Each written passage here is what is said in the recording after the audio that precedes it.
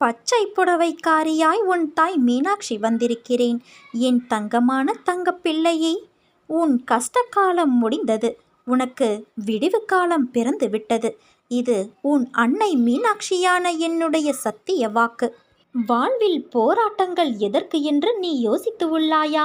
அப்படி நீ யோசிக்கும்போது உன் மனமும் புத்தியும் என்ன சொல்கிறது என்று உணர்ந்துள்ளாயா? அம்மா, என் வாழ்வில் போராட்டங்களை தாண்டி வரவே எனக்கு திக்குமுக்காய் இருக்கிறது.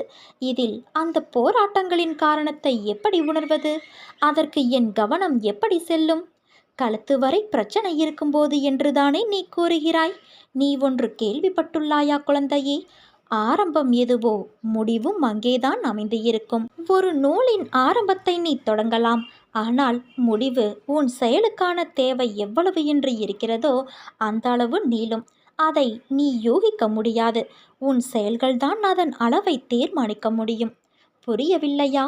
உன் போராட்டங்களுக்கான தீர்வு உன்னிடத்தில்தான் இருக்கிறது. ஆரம்பித்த உன்னிடத்தில்தானே அதன் முடிவும் இருக்கும். புத்தியும் மனமும் மாயையால் இழுக்கப்படும்போது உன் ஆத்மா வலியை எதிர்கொள்கிறது.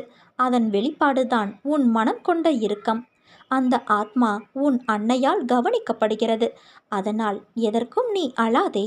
முதலில் அது உன்னை சீண்டி பார்க்கும். பிறகு உன்னுள் அதன் ரூபத்தை பதிக்க மேற்கொள்ளும்போதுதான் நீ உணர்வின் மனவழியால் நசுக்கப்படுகிறாய். புத்தியும் மனமும் போராடும் தருணம் மிக துன்பமான வழிதான். ஆனால் அதை உனக்கு தர காரணம் உன் புலன்களை கட்டுப்படுத்தி உன் ஆன்மாவுக்கு விடுதலையளித்து என்னுள் என் பிள்ளையாய் உன்னை சங்கமிக்கத்தான்.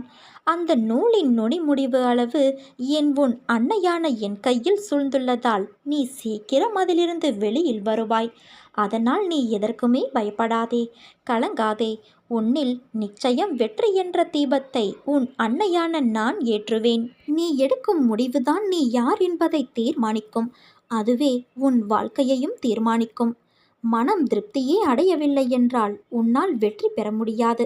முதலில் நான் நன்றாக இருக்கிறேன் என்று உனக்குள் நீ சொல்லிக்கொள்.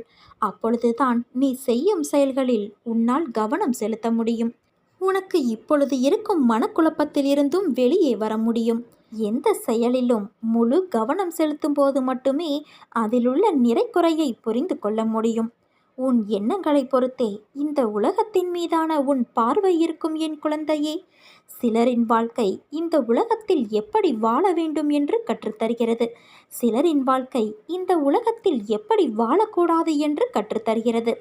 கோபங்களை குறைத்தும் சந்தோஷங்களை அதிகரித்தும் காட்டும் முகங்களை தொலைக்காமல் நிரந்தரமாக தக்க வைத்துக்கொள்.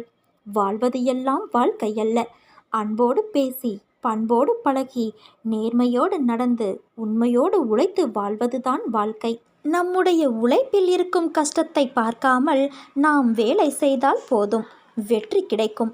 சந்தோஷம் தானாக வரும். அடுத்தவரை காயப்படுத்தும் முன்பு நீ அந்த கஷ்டத்தை அனுபவித்த போது ஏற்பட்ட மனக்காயங்களை ஒருமுறை நினைத்துப்பார். நீ யாருக்கும் உன் மனதால் தீங்கிழைக்க மாட்டாய். நீ நம்பிக்கையோடு இருந்தால் நல்லதே நடக்கும். இது உன் மீனாட்சி தாயின் வாக்கு.